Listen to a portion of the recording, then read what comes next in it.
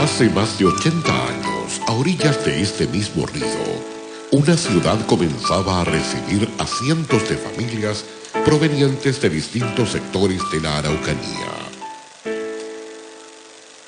Fue así como Temuco fue albergando los sueños y esperanzas de campesinos y mapuches que habían quedado sin nada tras ser expulsados de sus tierras.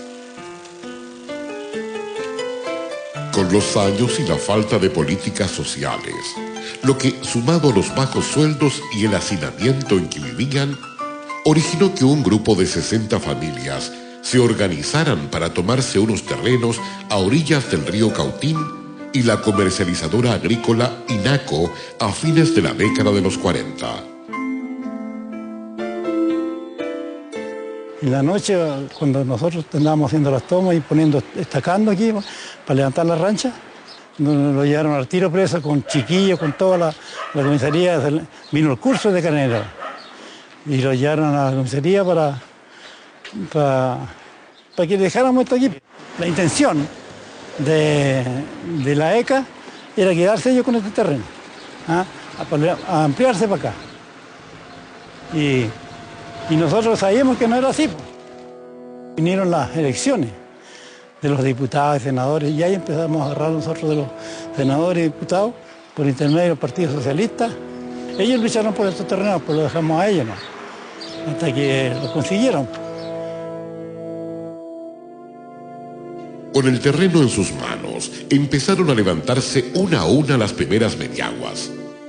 Esto impulsó a la comercializadora INACO a respaldar a sus trabajadores vendiendo sitios detrás de la planta. Este barrio sería llamado Pichicautín. Paralelamente, en otro sector de Temuco, don Germán Mesa Arroyo, un conocido y prestigioso contador, empezó a lotear unos terrenos, los que abarcaban unas 11 hectáreas del cerro Conunguenú. En total, unas 100 personas adquirieron estos sitios, iniciando el barrio Mesa. Empezaron a llegar espontáneamente una serie de personas que, provenientes generalmente de pueblitos cercanos a Temuco, que habían visto la necesidad o la conveniencia de desplazarse a vivir a Temuco. Y es así como se origina una pequeña formación de pequeñas sociedades de deudor y el comprador, y a través del pago de algunos dividendos se van produciendo la titularización de los terrenos y se llega en cada uno de los casos a la suscripción de la escritura pública. Cada sitio costó en promedio 20 escudos. Las calles fueron trazadas con arados y rastras. Las viviendas fueron levantadas por los propios pobladores. Cada sitio medía unos 15 metros de largo por 10 de ancho. En esos años, mi patrón, que la panadería que tenía ahí en Mon, se llamaba Juan Diarse. Entonces le dije yo, me pasa esto, don Juan, ¿y por qué no me concede un adelanto de plata? 50.000 pesos en esos años, una platalazo. Traje una carretona de papelillo y poste así, para armarme media agua, ¿me entiendes? Lo armé yo mismo. En sus inicios, el agua potable era trasladada desde un pilón que existió en calle Villa Alegre a unas 7 cuadras de distancia, además de un pozo en el sector de Huichahue. Íbamos allá a la carretera abajo con Huichahue. Habían unos pilones allá. En la noche casi amanecíamos agarreando agua para acá. En balde, en tarro, en lo que llenábamos aquí lo que podíamos. Y después se hizo un pilón aquí a la vuelta para allá, lo quedó más fácil. A principios de los 60, el barrio Pichicautín comenzó a albergar nuevas familias, la mayoría proveniente de poblaciones como Temuco, Tucapel y del sector Pedro de Valdivia. Que ella conocía al jefe de oficina de tierra. Mira, le dice, en tal parte vamos a entregar unos terrenos que en tal sector, le dijo. Y si quieres, le dijo, si te gusta, te vas para allá tal día para que reciba un pedazo de... Y ella me conversó a mí y yo le dije inmediatamente que sí, claro, le dije yo. Los días que salíamos de la pega, el afán era llegar ahí y empezar a hacer esto y esto y esto al alcance de las moneditas que se iban juntando. ¿Para qué? No importaba dormir así en la ranchera, que esa siempre se hacía al fondo y dejar el espacio para construir una casita más o menos en forma. La presidenta dio permiso porque nosotros teníamos esta casita la teníamos hecha ya en Santa Rosa, para que la trajéramos y la instaláramos. Fuimos los primeros nosotros que los instalamos. Ya después ellas empezaron, ella dio permiso para que siguieran haciendo sus casitas y desde entonces estamos ahí. El terremoto y posterior maremoto que azotó a la zona sur de Chile produjo una masiva llegada de habitantes provenientes del sector costero. La mayoría buscó lugar en el barrio Mesa. Llegaron gente de distintas partes, de Caragua, de Puerto Saez, de muchas partes. Como había habido terremotos en esos tiempos, en el año 60, así que muchos se arrancan de todo esto. Con la creciente población posterior al terremoto, los padres capuchinos crearon la escuela Padre Venancio, que comenzó a funcionar con 129 alumnos en un local destinado a una cooperativa. Otro de los problemas que tuvieron que sobrellevar por mucho tiempo fue la escasa movilización hacia el centro de la ciudad. Porque micro había un solo micro y ese se llenaba en el terminal y partía de un viaje a Temuco nomás. Así que la gente prefería irse a pie nomás. El colectivo no lo conocía nadie, no había. La góndola, lo que se llamaban, esa dejaba de correr tipo a las 8, a las 9 de la noche y ya. Pero yo tenía que ir a la 1. Así que, pero eso me gustó a mí, me acuerdo, lo tengo como recuerdo. Trafiqué casi los 30 años ahí, trabajando. Nunca no me pasó nada, gracias a Dios. No tengo por qué decir que me pasó esto, nada. Así como está. Mientras los habitantes del barrio Mesa luchaban por ganarle al destino, en el sector poniente de Temuco nacía el barrio Millaray, que contaba con 550 viviendas, albergando a empleados públicos. Era el año 1962, bajo el mandato del presidente Jorge Alessandri. Debido a que nosotros postulamos a las casas que teníamos por intermedio de la Caja de Empleados Públicos. Entonces, como yo era funcionario que tenía más de 10 años, postulé. Y gracias a Dios me dieron la casa y me dieron casa esquina. Era chica, era nada más que living, comedor, 2 dormitorios, nada más. Y el ¿cómo se llama? Y a esa parte de ahí era un espacio chiquitito de la cocina. Yo trabajaba en vialidad a contratas públicas. Yo como tenía camión y el conductor de obra era muy amigo, me quería como hijo a mí. Y ese fue el que me trajo a esta población. Y me recomendó a la señora María, que ella era la señora de esos años de la visitadora social. Señora María me ubicó en una casa de esquina, y después yo le dije, yo tengo un negocito, señora, dije yo, y supe que van a vender allá, que hay... Claro, me dijo, pero van a ser rematados. Yo me vendía 300 kilos de pan en el día. Imagínense, 300 kilos de pan. Longaniza, todo lo que es cecina. En ese tiempo yo me vendía en la semana 50 kilos semanales de cecina.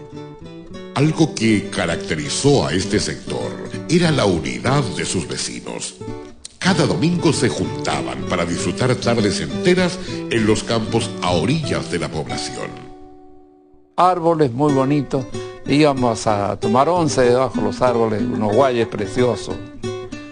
Y para el lado del norte, donde está ahora actual la población Yaima, eso eran puros castaños, unos inmensos castaños. Y venía mucha gente de Temuco a tomar sus onces ahí. Asados que hacían los días domingos también estaban ellos debajo de la sombra. Era bonito. En 1965, y en la presencia del presidente Eduardo Frei Montalva, se inauguró la sede vecinal, infraestructura que fue financiada por la Alianza para el Progreso, programa de cooperación existente entre Chile y Estados Unidos. Contaban con un alto nivel de implementación para deportes, espectáculos y talleres laborales. Toda la juventud, hombres y mujeres venían a jugar verbifútbol, básquet, había mesas de ping-pong, se entretenía la juventud. Para los 18 de septiembre, carreras en saco, ¿quién no se hacía aquí? Y empezamos con las películas, a pasar películas, porque llegó el equipo para pasar películas. El Estado norteamericano nos dio películas, pero después hay que comprar otras que comprábamos nosotros. Y la pasamos aquí y la pasamos allá. Ese mismo año se inaugura la escuela, la que además de su labor educativa contribuyó al desarrollo deportivo del sector, creándose así los primeros clubes de fútbol. Teníamos esos niños controlados con doctor, porque teníamos en ese tiempo un policlínico que está actualmente trabajando ahí todavía. Ellos nos revisaban los niños. Nosotros le dábamos los días sábados su desayuno. En este tiempo era calo, nos daban la leche. Teníamos una visitadora social que también estaba ahí en el policlínico. Así que teníamos asistencia médica, asistencia social. Si el niño se enfermaba o les faltaba zapatos, en fin, pues ella nos decía. Y teníamos su comida en gran parte. Otro de los íconos de este barrio es su iglesia. Vino el padre Jerónimo Trotter. Y ese vino a alentar a la gente aquí para armar una. Pero como no había dónde, se juntaban en un árbol que hay ahí frente a la iglesia. Y a mí me llamó la atención una vez, porque como yo trabajaba, no tenía tiempo de ir tanto allá. Entonces fui y vi unas señoras que iban con ramos para el mes de María, con ramos de flores. Y yo dije, ¿para dónde irá esta señora? ¿Habrá muerto alguien? Y me fui para la esquina a ver qué pasaba. Y me encuentro con que estaban preparando porque el padre iba a venir a hacer una misa. Y de ahí siguieron reuniéndose debajo del árbol y haciendo misa hasta que se construyó el templo. Ya en 1966, en el barrio Mesa, se inaugura una nueva escuela, la que comenzó a funcionar en la sede vecinal. También se construyó el alcantarillado en conjunto con las redes de agua potable y se instaló la electrificación, a igual que en el barrio Pichicautín. Tuvimos pilones primero de esas llaves, una aquí y la otra en la esquina. Después ya fuimos sacando nosotros. Después sacamos uno de allí de la casa de Rosario Muñoz, ese los daba la luz. A finales de la década de los 60, un grupo de 70 familias se tomaron unos terrenos a final de calle Osteter, sector Pedro de Valdivia. Acción que, para sorpresa de los pobladores, contó con el apoyo de las autoridades del gobierno del presidente Salvador Allende, los que expropiaron los terrenos destinados a un barrio residencial. Aquí, los pobladores organizaron sus comités y se pusieron manos a la obra en construir sus propios hogares. Aquí llegué con mi señora y 3 hijos. Nosotros construimos y el patrón era el gobierno. El gobierno los pagaba a nosotros. Teníamos que venir a trabajar nosotros sábado y domingo. Sí, porque aquí le daban la oportunidad a todos. para que trabajaran a maestros, lo que quisieran. Y ahí aprendimos a trabajar un poco. Después cuando estaban listas las casas, había una visitadora, ellos los entregaban las casas por lista, por comités. La efervescencia política que se vivía en nuestro país en esos años hizo que los primeros habitantes llamaran a su población Vladimir Lenin. Las Fuerzas Armadas y de Orden han actuado en el día de hoy solo bajo la inspiración patriótica de sacar al país del caos que en forma aguda lo estaba precipitando el gobierno marxista de Salvador Allende.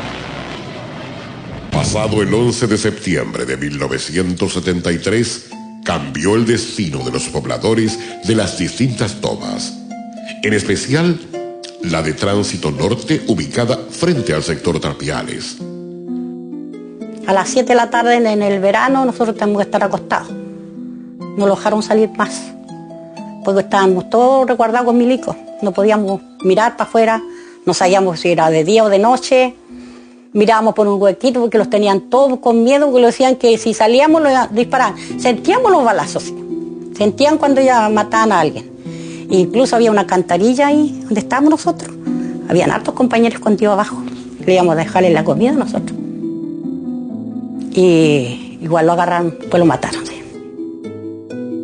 Las nuevas autoridades, como castigo a su tendencia política, deciden trasladarlos hacia el campamento Lenin, que luego pasó a llamarse Lanín, por orden del nuevo gobierno. Esas son las escorias, porque como aquí no había nada para acá, tírenlo al final de Temuco. Fueron los militares, nos desarmaron las medidas que eran por paneles, las desarmaron, nos echaron un camión y nos trajeron. Y nos dispersaron. Sin agua, sin luz, lleno de barro, porque era un barrial, era como grea, se nos pegaban los pies. Yo me acuerdo que cuando salíamos porque la única salida que había era para Pedro Valdivia, y si no Pedro Valdivia, San Fernando. Entonces, para el lugar que saliéramos había barro. Los pobladores de Tránsito Norte fueron instalados en calle Peleco, donde debieron enfrentar el miedo y la miseria. Y yo me acuerdo que con mi abuelita nos acostábamos, yo, un hijo, mi primo que era chico y mi abuelita, para poder calentarnos. Dormíamos tres en una cama. Venían de los supermercados a tirar cosas aquí, fruta. Los chanchos comían, andaban comiendo los chanchos y nosotros le peleamos a los chanchos para quitarle la verdura, la fruta, la lavamos y eso comíamos. La extracción del agua era a través de un pilón en una plazoleta. Luego la gente empezó a conectarse con mangueras para llevarla hasta sus humildes viviendas. Para conseguir energía eléctrica, solo había que colgarse. Cuando venían los de la compañía a sacar los cables de los que estaban colgados, era todo como un chiste, porque todos se gritaban los de la compañía. Entonces el que lograba tirar el cable lo enrollaba y lo guardaba dentro de la casa, esperaba que se fueran, hicieran el operativo. Pero el que no, tenía los otros vecinos, se encargaban de, qué sé yo, tenían un pedazo uno de cable, otro de otro, y pura añadidura, ¿no? Y como disminuía la potencia de la luz, se turnaba para lavar. Si alguien tenía lavadora, se turnaba, qué sé yo voy a lavar a la 1 de la mañana porque ahí nadie está viendo tele, nadie está ocupando ni una cosa, entonces había más potencia para ingenio nomás, pues. En los 80, muchos barrios comenzaron a sobrepoblarse y expandirse en terrenos poco favorables para la construcción. Es el caso del sector alto del Cerro Conungüenú, en el barrio Mesa, dando origen al campamento Espinosa Alto. Nos invitaron a la SOFO, que venía el general, y ahí se le planteó de que nosotros no teníamos dónde vivir, de que se nos pudiera dar la facilidad en el último caso, que nos dieran casa, no sé, por solucionar el problema de tener dónde vivir. Llaman al presidente, que era don Víctor López. Entonces dijo, queda un pedazo arriba hacia el cerro, dijo, es la única parte que hay, dijo, la pudimos ubicar, la parte de la faldita. Y nosotros, por necesidad, no donde fuera, teníamos que tener en nuestra casa. También en los años 80, los habitantes del barrio Lanín fueron trasladados de calle Peleco hasta el sector Vista Hermosa. Ernestina aún recuerda el momento en que se entregó esta población. Era en una esquina con un listado y usted tocó, no, usted no tocó, no está aquí. Supongamos, llamaban a fulano de tal, no estaba, lo reemplazaban al tiro. Entonces cuando usted llegaba después, la gente llegó en las tardes y le contaron los vecinos, ya no estaban en esos listados. Luego de la entrega de viviendas, comenzaron a quedar terrenos desocupados en Lanín, los que fueron aprovechados por el Serviu para dar solución habitacional a otras familias. El programa especial de vivienda del gobierno militar de la época fueron entregadas a la mayoría de las personas sin ahorro previo. No había exigencia de tener una cantidad de dinero depositado en el banco. Había mucha gente que no lo tenía, plata ahorrada, por lo tanto también fueron beneficiadas con este programa. Después salió una ley, como a los 4 o 5 años más o menos aproximadamente, que todas aquellas personas que tuviesen sus dividendos al día y algunos casos puntuales como con gente pensionada o de escasos recursos, se les perdonó el dividendo y quedaron prácticamente como dueños de las casas, se les entregaron, no siguieron pagando dinero. En 1981, los habitantes de Temuco celebran el centenario de la ciudad. En este ambiente, un grupo de ferroviarios compraron terrenos a la señora Berta Vergara en el barrio Pichicautín, surgiendo así las únicas 22 casas que no fueron producto de una toma. Activamos la persona jurídica de la cooperativa, tuvimos a través de ella el beneficio de los descuentos por planilla. Por lo tanto, entonces no teníamos gran problema en poder capitalizar la cooperativa. Todos los meses nos llegaba a través de ferrocarriles el cheque de los descuentos de cada funcionario y de cada socio, en esta vez, de la cooperativa. De ello entonces que esta fue un ente que tenía una solvencia económica para hacer todo este tipo de trabajo. Paralelamente, la empresa Juan Carlos Ruiz compró parte del Fundo Mora, donde comenzó a construir viviendas, las que en una primera etapa fueron entregadas a 11 familias por medio del Banco Estado. Todavía se estaban construyendo las casas para atrás y éramos nosotros los que llegáramos. A 12 años sacamos la casa. Pero ahí hubo intervalos porque muchas veces no éramos capaces de pagar. Se fue alargando como 14 meses más o menos, 14 años.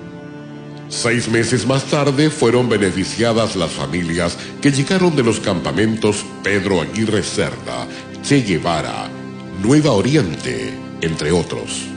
Las vecinas me dijeron, ¿por qué no postulas? Entonces yo postulé para casa y, ¿sabe? En un año, gracias a Dios, me resultó. Tuve mi casa. Fue bonito y muy emocionado, todos contentos, felices, porque hacía tiempo que vivíamos en campamento y deseábamos de tener una casa propia. Era casa de 2 pisos, que era de cemento, el cemento era nada más que cemento, no tenía baldosa, no tenía cerámico, no tenía nada de eso. Y arriba tenían 2 piezas, una ancha, grande y una chica. Cuando nosotros llegamos a la población, esta población fue entregada el 11 de septiembre y todas las casas fueron con bandera. Todas le entregaron una bandera muy bonita, que yo la tengo, la bandera. Por aquí la tengo, la voy a mostrar. Y esta es la bandera que nosotros nos entregaron cuando llegamos a la población aquí. ¿Ves? Muy bonita la bandera, a todas las casas. Todas las casas fueron embanderadas. Pese a que Chile vivía una recesión económica durante esos años, las empresas cercanas ven la oportunidad de contar con mano de obra a pasos de sus industrias. Cuando después se organizó el barrio industrial, ¿no es cierto? Y empezó a funcionar esta constructora Casa Grande. Entonces la mayoría de las personas que aquí habitan trabajan ahí, Igual la Coca-Cola también ha sido importante para el barrio porque da mano de obra a mucha gente de aquí del barrio. Mientras muchas personas llegaban a estos nuevos barrios, otros, como Juan Hidalgo y su familia, se instalaban en el campamento El Ollón de Lanín. Aconteció que no tuve plata para pagar el arriendo, me estaban echando. La única solución, arriesgarse. Pesqué mi mujer y mis monos en una camioneta y pasamos de la señora María Pinó, que era la presidenta de la población Lanín en estos años que yo llegué. Ya comentamos, le presentamos el problema a la señora, ni un problema. Vino y me midió el sitio que yo les comentaba a ustedes. Hice la casa de árboles. Ustedes saben imaginar qué árbol. Cortamos varas de pino, 6 varas grandes, e hicimos las 6 varas que van así para y puras varas. Y después era el famoso papelillo y ahí afogábamos la casa y techo de nylon. Más malo que pasó fue una plaga de sarna. Puta, casa por medio, todos tenían sarna, pues bueno. Íbamos al policlínico, puta, que los lavaban con la lindano era y todo, y piojentos, pues. Puta paquete, y después llegó la plaga de los piojos, en las escuelas, todo eso había piojos. ¿Por qué? Era por el higiene, porque habían pozos negros. Pero el invierno de 1983 golpeó a esta familia. Sumediagua no aguantó la inclemencia del invierno, teniendo que buscar otro lugar donde vivir.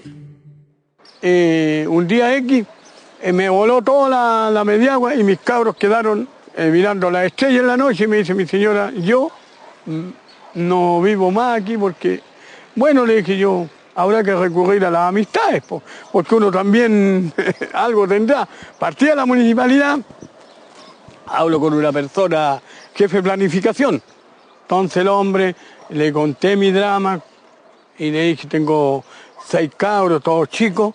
Y ¿sabe lo que me dijo? Lo único que te puedo, Hidalgo, lo único que te puedo ofrecer, una caseta. Con la llave, yo más feliz, yo dije, una casa. ¿Y qué era? Eran 2 metros y medio por 2 metros y medio, era una cocina y el baño. Entonces, imagínate, para uno un baño era, ya no íbamos a tener sarna, ya no íbamos a tener piojos, ya no íbamos a tener, era la felicidad, po. Ubíquense ustedes, chiquillos, que para uno la felicidad era tener lo que sea. Pese a que ahora contaban con los servicios básicos, el problema era cómo pagarlos. El dinero no alcanzaba y había que usar el ingenio. ¿Sabéis cuál era la de nosotros? Las patas de pollo, no sé si se acuerdan ustedes. Las patas de pollo. El que se compraba 1 kilo, 2 kilos de pata de pollo era feliz, porque ahí se hacía un guiso con papita, con zanahoria, todo. A lo que llegó el ser humano. Y de en cuanto íbamos a buscar cabezas de vacuno al Socoaro, que las tiraban. En ese tiempo no las ponían ahí a la basura y nosotros íbamos y agarrábamos una cabeza y la traíamos. Los habitantes que fueron trasladados de Lanín a Vista Verde en el año 1984 comenzaron a vivir los primeros adelantos, como la construcción del colegio, y en 1985 la instalación del primer teléfono público. A 37 años de la primera toma que dio vida al barrio Pichicautín, el 4 de octubre de 1986, un grupo de jóvenes matrimonios provenientes del mismo sector deciden tomarse unos terrenos pertenecientes a la Fundación Mi Casa. Esta movilización gatilló el actuar de la fuerza pública. En la mañana, como a las 8 de la mañana, estaban los tiras, uno a cada lado, los llevaron. Los niños quedaron llorando, solos. ¿Y qué vamos a hacer? Tuvimos que apechugar nomás. Pero ahí fuimos todas las señoras presas. Y comunicadas, una por allá, la otra por acá. No podíamos conversar ni mirarlo. Así que como nosotros sabíamos cómo habíamos empezado aquí, decíamos lo mismo porque nosotros sabíamos cómo era la cosa. no podíamos ir a mentir. Vine a asesorarme qué es lo que pasaba y ahí me dijeron que investigaciones se la había llevado. Entonces yo, como uno siempre tiene una lucecita que la alumbra, yo me fui inmediatamente ante la hermanita que a nosotros nos acompañaron siempre aquí, la hermana franciscana. Y busqué a la hermana y ella me dijo, vamos inmediatamente ante la jueza Esther Valencia. Así que ella, la señora Esther, llamó inmediatamente y empezaron a hacer todos los trámites y resulta de que ahí como a las 5 de la tarde fueron sacadas en libertad a las señoras. Tras ser liberadas, la fundación decide entregarles los terrenos a 22 familias, las que improvisaron sus mediaguas con papelillos plásticos y fonolitas.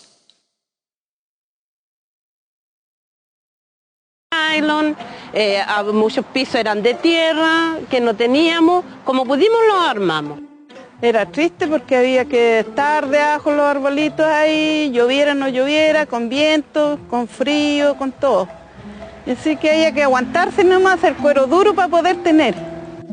Al principio se alumbraban con velas y aprovechaban las vertientes del lugar para extraer el agua.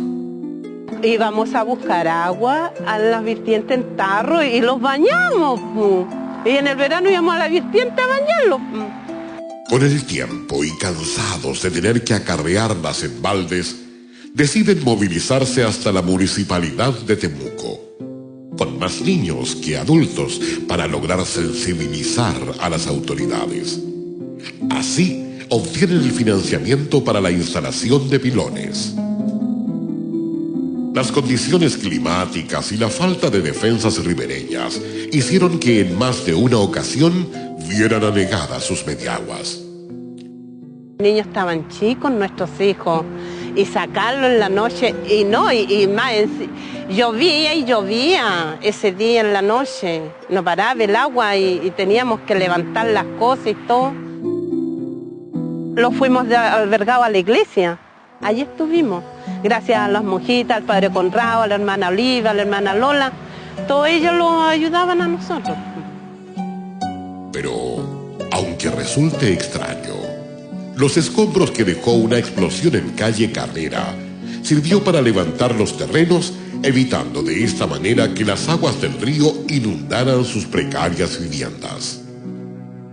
Corría 1987 en Temuco, marcado por la visita del Papa Juan Pablo II. Ese año el gobierno militar decide erradicar hacia Padre Las Casas 1.250 familias de los campamentos Tromen y Lanín. Pero esta iniciativa sufrió un duro revés. Muchas de ellas rechazaron el traslado porque no contaban con los recursos mínimos para sobrevivir. Este cambio les significaría pagar contribuciones, luz y agua potable. Ante este escenario, el alcalde de ese entonces decide incorporar a este proceso a otras familias que buscaban una solución habitacional. Fue así que se formaron comités de vivienda, los cuales de inmediato comenzaron a trabajar para reunir los 35,000 pesos que exigía la postulación. Y se empezó a trabajar, como le digo yo, con ventas de completada toda la semana. Una semana le tocaba a un socio, otra semana le tocaba a otro, hasta así completar toda la gente que le faltaba la plata para su casa. Íntegramente, si se hacían 200 completos, esa plata iba íntegra a una libreta. La semana subsiguiente a la otra familia. Durante los últimos años del gobierno militar y aprovechando las organizaciones de base que establecía la Iglesia Católica, surge el grupo Broca Las Naquis, una ventana de expresión de la juventud que se abría espacio frente a la represión de la época. Johnny Silva y Alejandro Cabrera son exintegrantes de este conjunto musical, conocido a nivel nacional, cuya acción se extendía más allá de los escenarios. Todos los problemas que nos afectaban cotidianamente comenzamos a discutirlo, a hacer conciencia. Esa era la idea, entonces, y tener una posición más política. Realizamos harto trabajo social nosotros, como te decía, las chocolatadas, los 18 populares, hartas actividades con la gente de acá. Y cada día comenzamos a tener un rol más de protesta, se puede decir. El grupo comienza a tener formación más ideológica. Entre nosotros nos empezamos a formar, a discutir, a participar con otros. Y al mismo tiempo a tener una posición más crítica todavía contra el sistema. Nadie de los que participamos ve una noticia así y tenemos un paradigma dentro de la cabeza donde uno dice no estoy de acuerdo, yo puedo opinar. Fue una escuela de formación. Otros chicos me decían, los brocas fueron como un bichito que se te metió en la mente y constantemente te está diciendo haz algo por cambiar tu población, haz algo, fórmate, lee, estudia, cuestiona, cómo no quedarse conforme con lo que uno es y tratar de llegar más, de exigirse más como persona. Empezamos a ver, mira, sabes que yo pienso esto, a mí me pasa esto con esta situación y necesito expresarlo de alguna forma. Le dije, una de las formas, y ahí escogí el rap o el hip hop y empezaba a mostrarle a la demás gente y les empezó a gustar y de la forma de cómo lo hacíamos, que era innovadora e interesante en ese tiempo, porque igual nuestro discurso también se basaba un poco en la práctica, en lo que hacíamos. O sea, si hablábamos de desigualdad era porque vivíamos desigualdad, habíamos pasado hambre o habíamos vivido la discriminación. Sumido en miserias, barrios populares, y con esta me despido desde un barrio marginal. Soy un broca de las calles que nací para luchar por el pan de los obreros, por trabajo y dignidad. Vamos juntos y hermano, que hay un mundo que cambiar. En julio de 1990, con el retorno de la democracia, se entregó a la población Los Caciques, la que meses más tarde fue beneficiada con la condonación total del pago de los dividendos. Alcanzamos a pagar 3 meses de dividendo y salió un decreto del gobierno en que pagando 10.000 pesos quedamos dueños de la casa sin pagar un peso más. Y esa fue una bendición que hay muchas personas que no lo han querido reconocer porque han vendido estas casas. Nosotros todos los que queremos esto no la vendimos por nada. Un año después, comienzan los adelantos en el barrio. La población empieza a organizarse. Consiguieron el primer teléfono público, además del primer jardín infantil, periodo en que se celebró el primer aniversario. El 5 de febrero de 1992, la ciudad fue testigo del nacimiento de un nuevo barrio, el que fue nombrado Quinto Centenario, por la celebración del descubrimiento de América. En una ceremonia de la cancha del barrio, se les entregó las llaves de sus viviendas. Y nos entregaron las llaves y nos vinimos, sin luz, sin nada, el mismo día. Era tanta la ansiedad de tener una casa propia con un baño. Es que yo vivía con mis 2 sobrinos, tenía mis 2 sobrinos, así que nos pusimos a llorar entre los 3 con mi hija y mis 2 sobrinos y lloramos los 3 abrazados. Lo único que queríamos era ver nuestra casa y era chiquitita, pero para nosotros era algo inmenso. Abríamos las ventanas.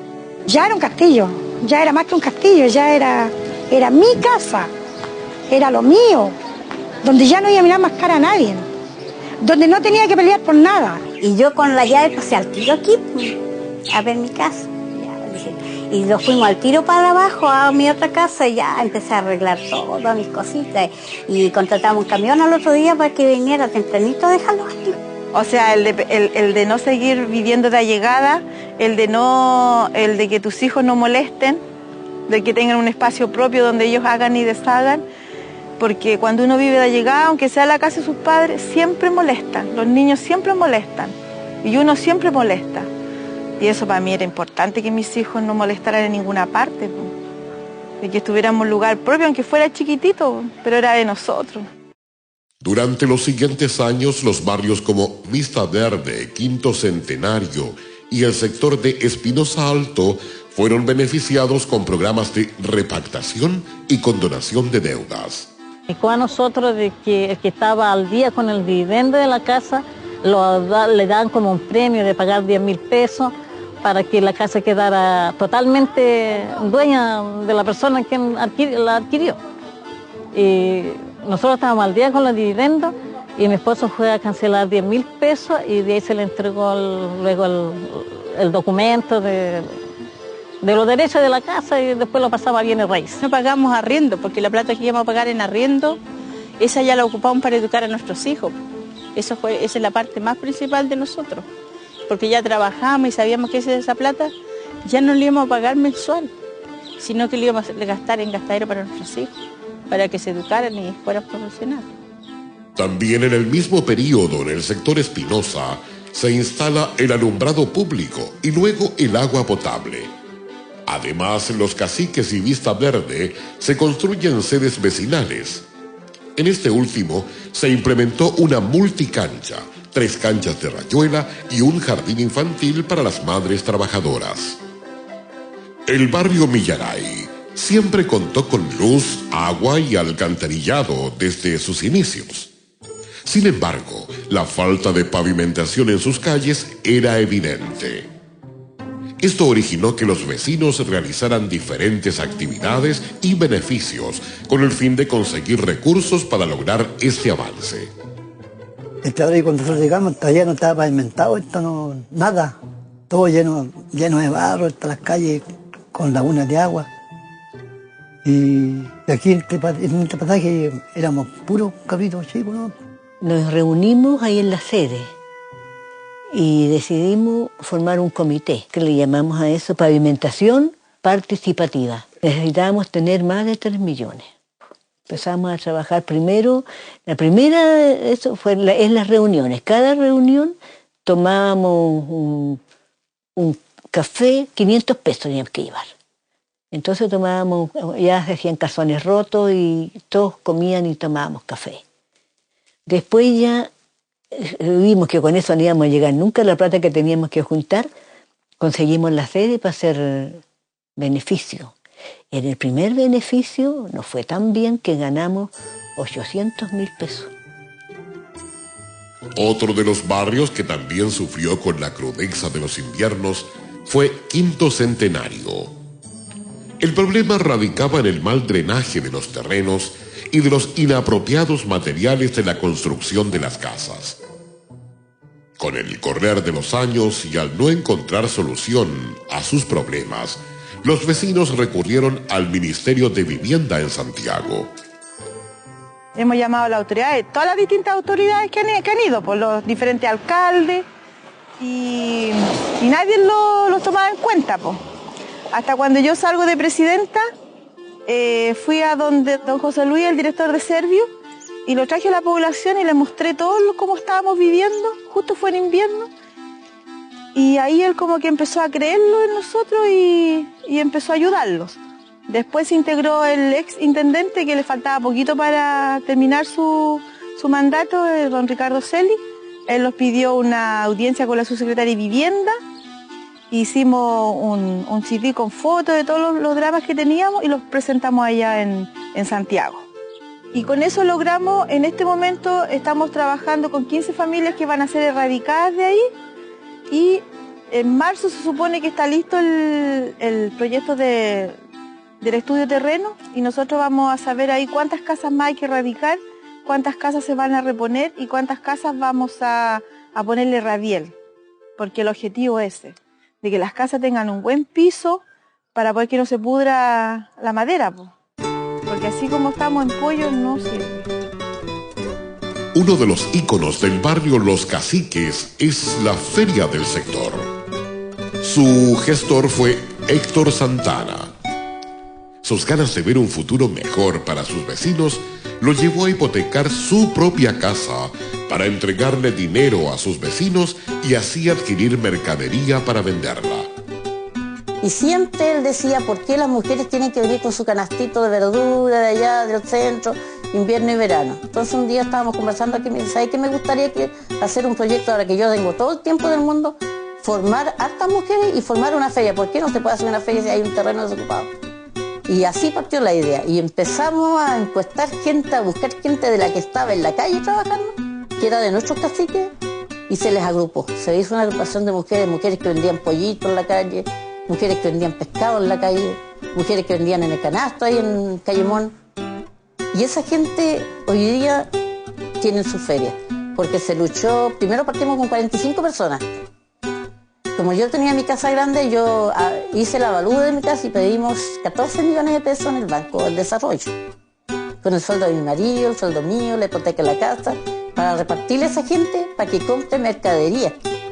Y las señoras, como tenían miedo de comprar porque era un barrio muy nuevo, miedo de traer harta mercadería, entonces ellas iban y traían, qué sé yo, 3 docenas de choclos. Llegaban aquí, vendían las 3 docenas y corrían a la feria de Temuco a comprar otro tanto de choclos. La necesidad de contar con un medio de transporte para la mercadería llevó a la señora María hasta el Palacio de la Moneda, donde fue recibida por la primera dama de la nación. ¿Sabe qué, viejito? Le dije, yo voy a ir donde la primera dama y voy a ir a pedir una camioneta para que la gente compre. Y ya fui, tuve una entrevista, me fui a meter a donde la primera dama, si yo tengo una foto con ella y todo. Pero la primera dama, la señora Marta Larrechea. Y le dije yo, ¿qué posibilidades habrían que nos regalaran una camioneta o que los vendieran una camioneta? Entonces ella dijo, ¿ustedes tienen plata? No, le dije yo, pero igual nuestros sueldos los pueden alcanzar. Y ella me quedó mirando, me dijo, espérenme 10 minutos, dijo, yo voy a llamar a la Toyota a ver si hay algún vehículo de baja. Y llamaron, pues llamó a su jefe de gabinete, ella, llamaron a la Toyota y nos dijo, hay una camioneta que se la van a vender. Y yo le dije al tío, ¿cuánto lo van a pedir? Entonces ella me dijo, mucha plata. No, a lo mejor no te va a alcanzar para comprar. No, pero no importa porque yo todavía tengo plata en el cajero automático. Una manera de poder salir del paso, decirles si todavía me queda plata. Entonces, claro, en el cajero automático me quedaban 30.000 pesos. Y ahí me dijo ella, 10.000 pesos te va a costar porque solamente hay que sacar la exportación. En 1995 se marca un hito para la región. Padre Las Casas se convierte en la comuna número 31. En el barrio Los Caciques se comienza la pavimentación de las calles, mientras los habitantes de Espinosa Alto reciben casetas sanitarias, obras del nuevo municipio. Después de postular durante 7 años, el comité Las Estrellas de Quilacoya apareció en la lista de beneficiados con el subsidio modalidad privada en el año 1997. El Estado les entregó 153 unidades de fomento para la construcción de su casa propia. Vivir dignamente, tener lo básico, agua, luz, casa, pavimentado, de que yo saliera de fuera de mi casa y no me embarrara. Y nuestros hijos sí podían tener derecho a estudiar como nosotros no lo hicimos. Sí tenían derecho a vivir, a tener una pieza para ellos solos, donde durmiera cada uno en su cama, no todo amontonado. Esto es para nosotros esfuerzo. Esto es de mis vecinos, del esfuerzo de mis vecinos. Aquí no hay gente que tenga plata.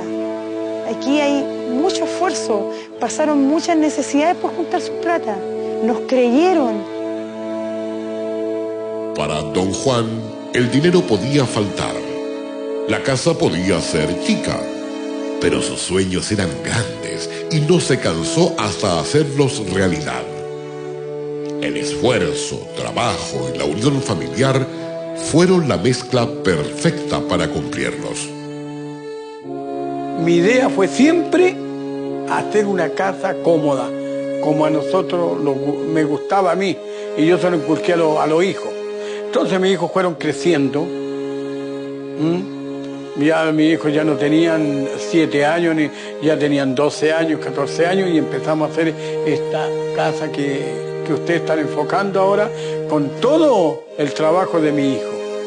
Aquí no hay arquitecto, no hay ingeniero, esto se ha hecho como la pensamos. Siempre quise tener un living amplio para decir a una visita siquiera. Siempre quise tener una cocina amplia y cada niño tenga su dormitorio. Yo creo que me voy a morir y no voy a cumplir mi sueño, pero hasta que uno deje de respirar tendrá que cumplir sus sueños. Con el paso del tiempo continuó el crecimiento de los barrios en Temuco y Padre Las Casas, como la Villa San Francisco en el barrio Pichicautín, que durante largos años de lucha consiguieron el alcantarillado y la pavimentación de su única calle. O como el barrio Los Caciques, que inauguró una nueva feria llamada Héctor Santana, en agradecimiento a su fundador. Y cómo no reconocer el esfuerzo de los dirigentes de Quinto Centenario, que pese a no ser escuchados en un principio, han conseguido recursos para el arreglo de sus viviendas, además de la habilitación de áreas verdes y juegos infantiles. También el barrio Vista Verde ha participado de 2 programas de gobierno destinados al mejoramiento de viviendas. El más reciente, 46 familias recibieron un subsidio de 60.000 pesos para ampliar y remodelar sus casas. Hoy, los barrios albergan los sueños y sacrificios de más de 5.000 familias que en los tiempos más duros de nuestra historia supieron luchar unidos y doblarle la mano al destino.